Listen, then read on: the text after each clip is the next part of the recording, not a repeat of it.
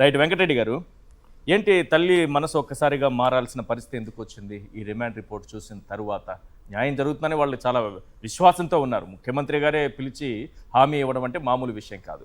సరే, దాన్ని లీగల్గా అది తప్పు అనేది న్యాయపరంగా చూసిన తర్వాత చట్టపరంగా రజనీ గారు తన యాంగిల్లో చెప్పారు. వాళ్ళు ఒక కోణంలో ఆమె చూస్తున్నారు. ఓవరాల్గా ఈ తల్లి మనసు ఎందుకు మారింది, కుటుంబం మనసు ఎందుకు మారింది? ఇక్కడ ఒకటి ముందుగా ఈశ్వర్ గారు, మీకు ప్యానల్లో ఉన్న అందరికీ అట్లానే సాక్షి టీవీ ప్రెస్లో నమస్కారాలు. ఆ విషయంలోకి వెళ్ళే కంటే ముందు ఒక మంచి వ్యాలిడ్ పాయింట్ ఇందాక రజనీ గారు చెప్పింది. ఈరోజు సాయికృష్ణ అనేది ఒక యువకుడికి సంబంధించినటువంటి హత్య కాదు. ఇది ఆంధ్రప్రదేశ్ రాష్ట్రం సమాజం మీద, ఆంధ్రప్రదేశ్ రాష్ట్రంలో పౌరుల మీద, ఆంధ్రప్రదేశ్ రాష్ట్రంలో జీవించే హక్కు ఉన్న ప్రతి ఒక్కళ్ళని జీవించే హక్కు లేకుండా చేసేటటువంటి దాని మీద, అదేవిధంగా రాజ్యాంగం మీద, చట్టాల మీద, న్యాయస్థానాల మీద, ప్రజాస్వామ్యం మీద జరిగిన హత్యది. ఎందుకు డైరెక్ట్గా న్యాయస్థానానికే డైరెక్ట్గా ప్రభుత్వం అబద్ధాలు చెప్పి ఇన్ని రోజులు మభ్యపెట్టుకుంటూ వచ్చింది. సో చట్టాలంటే గౌరవం లేదు, చట్టాలను వాళ్ళే తొంగలోకి దొక్కేశారు, రాజ్యాంగ ఉల్లంఘనకు పాల్పడ్డారు. పౌర సమాజంలో పౌరుడిని మేము చిత్రహింసలకు గురి చేసి చంపేస్తామని ఓపెన్గానే ప్రభుత్వం చెప్పింది. అది సాయికృష్ణ అవ్వచ్చు, రేపొద్దున ఇంకో రజనీ గారు అవ్వచ్చు, లేదంటే పొద్దున వెంకటరెడ్డి అవ్వచ్చు, లేదంటే ఇంకో సుబ్బారావు అవ్వచ్చు, లేదంటే ఇంకో పుల్లారావు అవ్వచ్చు.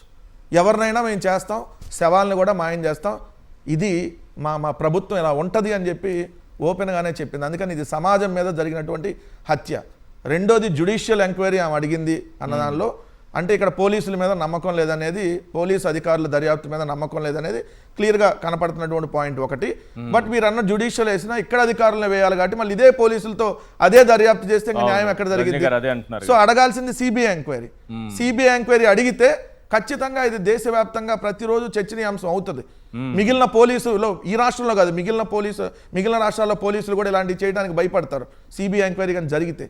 సో అందుకనే సిబిఐ ఎంక్వైరీ. ఇది ఈరోజు భారతదేశంలో మిగిలిన రాష్ట్రాలకు కూడా ఈ కేసు ఒక ఇండికేషన్ కావాలి. ఇలాంటి పోలీసులు చేస్తే ఎక్కడైతే మదురైలో పడినట్టు ఉరిశిక్ష మళ్ళీ పడుతుంది, అతి త్వరగా పడుతుంది, అన్ని సంవత్సరాలు డ్రాగ్ కాకుండా అనేది జరిగితే అప్పుడు ఇంకొక పోలీసులను అడ్డం పెట్టుకొని ఈ పోలీసు బాసులో, లేదంటే వాళ్ళకి పైన ఉన్నటువంటి పొలిటికల్ బాసులో ఇలాంటివి చేయించకుండా ఉంటారు.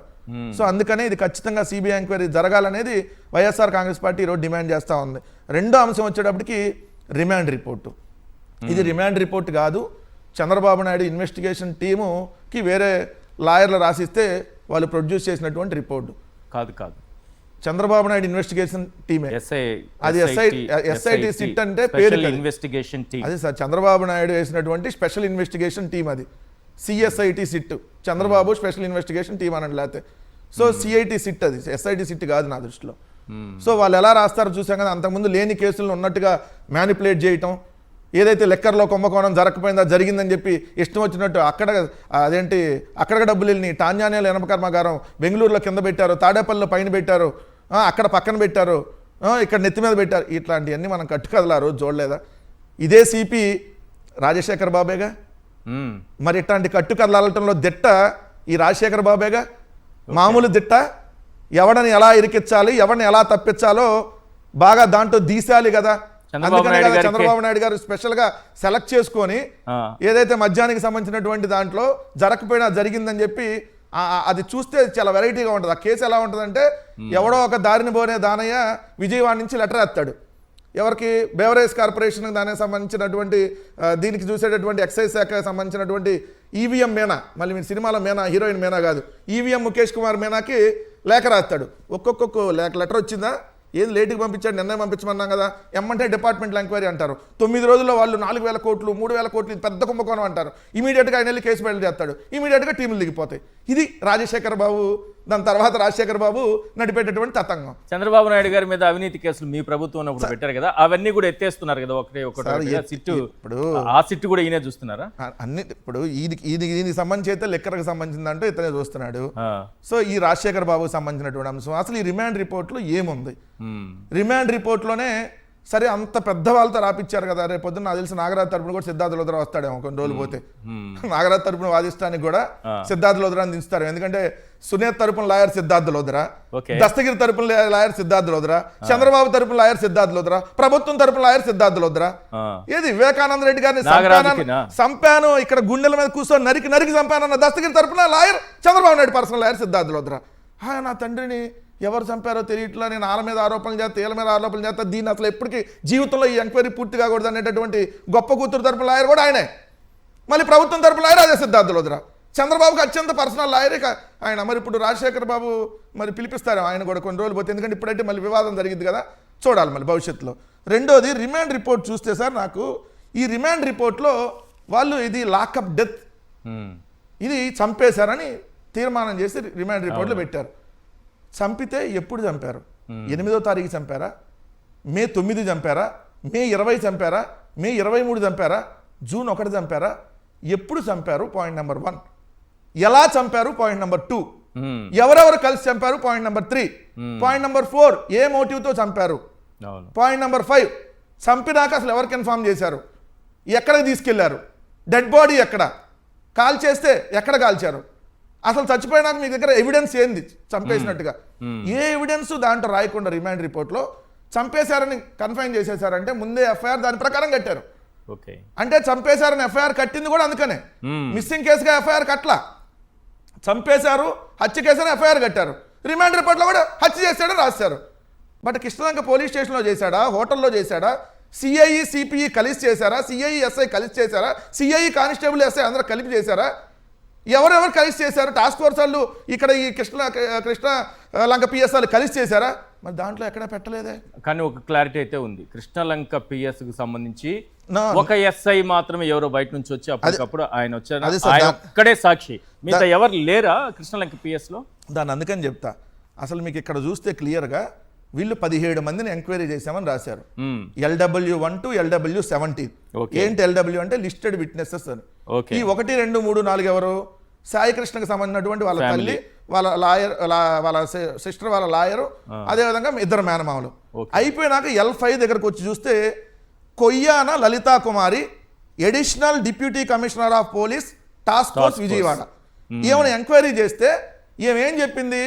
అయ్యా గౌరవనీయులైనటువంటి ద గ్రేట్ ఏదైతే నాగరాజ్ అనేటటువంటి సిఐ గారు మాకు ఒక అభ్యర్థనా పత్రం రిక్వెస్ట్ లెటర్ పెట్టారు, రిక్వెస్ట్ లెటర్ పెట్టారు, అర్జెంటుగా సాయికృష్ణ అనేవాడిని మార్కాపురం నుంచి పట్టుకురావాలి, మీరు దయచేసి సహకరించండి అని చెప్పి మమ్మల్ని అడిగారు.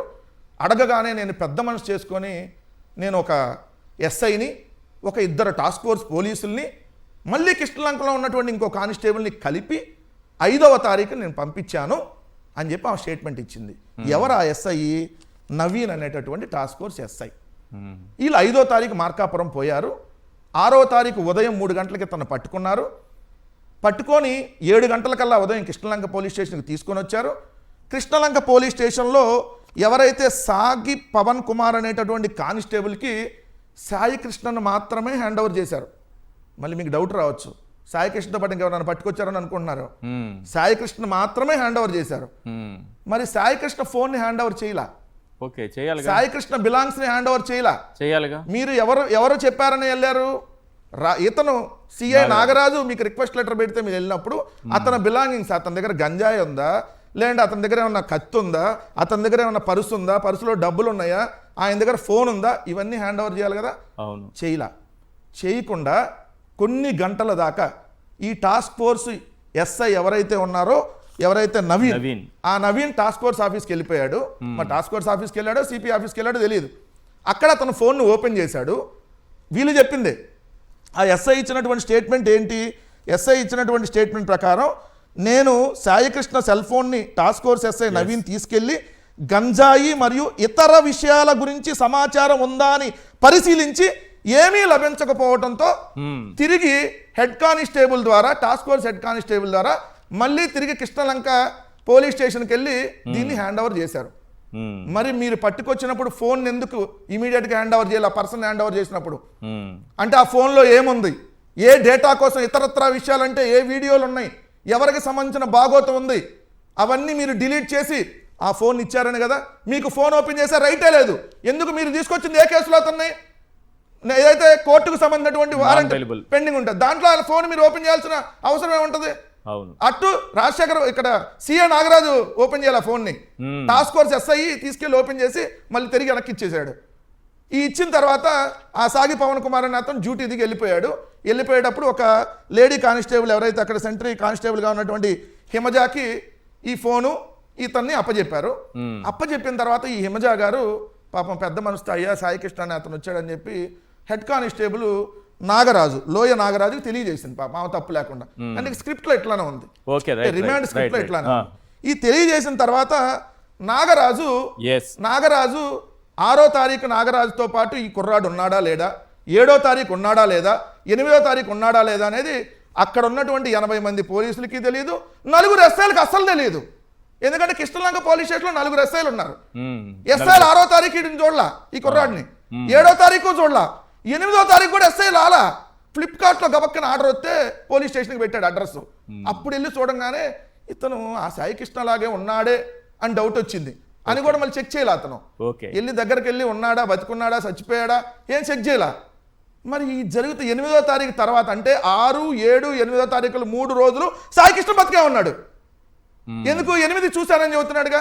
అవును, శవం అయితే అక్కడ కంపు కొట్టింది కాబట్టి పెట్టరుగా, శవాన్ని అయితే అక్కడ పోలీస్ స్టేషన్లో దాచిపెట్టుకోరుగా, వాసన వస్తుంది కదా. సార్ కూడా శవాల మధ్య ఉండరుగా, శవాన్ని మాయం చేస్తారు కానీ శవాల మధ్య అయితే ఉండరుగా. సో మరి ఏమైంది దాని తర్వాత, ఎప్పుడు చంపారు, ఎక్కడ చంపారు, ఒక్క ఆధారం కూడా ఎందుకు లేదు. ఇంకో మిస్టరీ పాయింట్ ఏంటంటే ఇన్ని ఆరోపణలు ఎదుర్కొంటున్నటువంటి ఆ సిఐని 14 జూన్ 2026 వరకు అదే పోలీస్ స్టేషన్లో సిఐగా విధులు నిర్వహిస్తా ఉన్నాడు. తల్లి ఆరోపణ చేసింది 2వ తారీఖు, అప్పటికి ఇంకా 12 రోజులు అదే స్టేషన్లో సీఏగా కొనసాగుతున్నాడు. ఈ కేసులో ఆరోపణలు ఎదుర్కొంటున్నటువంటి వాళ్ళు స్టిల్ డ్యూటీలో ఉన్నారు అదే కృష్ణలంక పోలీస్ స్టేషన్లో. ఒకరు 6 కానిస్టేబుల్ మాత్రం మిస్సింగ్ అంట. 6 కానిస్టేబుల్ ఎక్కడికి వెళ్ళారో తెలియదు. ఎవరు 6 కానిస్టేబుల్? మరి 3 IPSల బృందం దీన్ని విచారణ చేస్తుంది కదా. ఏమయ్యా కనీసం ఒక్క చిన్న ఎవిడెన్స్ కూడా ఇప్పటి వరకు మీరు పట్టుకోలేదంటే అది కూడా ఏంటి సార్, సీసీ ఫుటేజ్ మాయమైందంట. సీసీ ఫుటేజ్ మాయమైతే బ్యాకప్ ఉంటుంది కదా. మరి వీటన్నిటికీ ఖచ్చితంగా ప్రజలకు కూడా అర్థం అవుతుంది ఇది పక్కా ప్లాన్డ్ మర్డర్, పొలిటికల్ అండ్ పోలీసులు కలిసి చేసింది. రైట్.